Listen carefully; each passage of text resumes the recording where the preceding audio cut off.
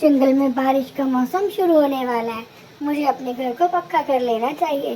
चिड़िया अपने तीनों बच्चों को बाहर बैठाकर अपने घर को पक्का करने लगी। बच्चों, तुम यहाँ बैठो, मैं घर को पक्का कर लेती हूँ। इतनी देर में बच्चों ने देखा वहाँ से एक चुड़ैल निकल रही है, लेकिन चिड़िया को वह चुड़ैल दिखाई नहीं। चुड़ैल ने चिड़िया को देख लिया और वह कि चिड़िया अपने काम में बहुत ज्यादा व्यस्त है। चुड़ैल ने तीनों बच्चों को उठाया, बहलाया, फुसलाया और बाइक पर बैठाकर दूर जंगल में चले गई। तभी चिड़िया ने पीछे मुड़कर देखा। रुको रुको, कहाँ जा रही हो?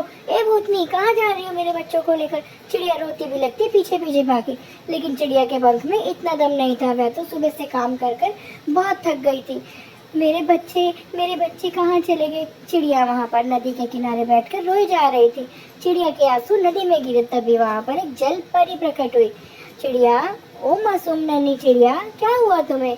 चिड़िया ने अपनी सारी बात परी को बताई। जल परी बोली, मैं तुम्हारे बच्चों को लेकर आऊंगी, तुम चुप हो जाओ, रोना नहीं बिल्कुल। चुड़ैल तीनों बच्चों को रखकर आग जलाकर बैठी। अब तो मैं इन तीनों को पका कर खाऊंगी, चलो इस चूल्हे में जाओ। चुड़ैल ने तीनों चिड़िया के बच्चों को पकाने की तैयारी शुरू कर दी। तभी चिड़िया वहां पहुंची। छोड़ मेरे बच्चों को, छोड़ मेरे बच्चों को, मेरे बच्चों को कुछ करने से पहले तुझे मुझसे लड़ना होगा। चिड़िया ने चुड़ैल से पूरा मुकाबला किया।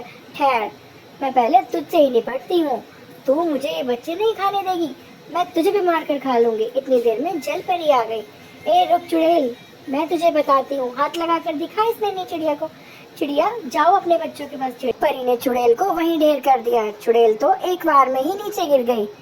देखा, अरे चुड़ैल मर गई, मजा आ गया, मजा आ गया, परी आंटी ने मार दिया।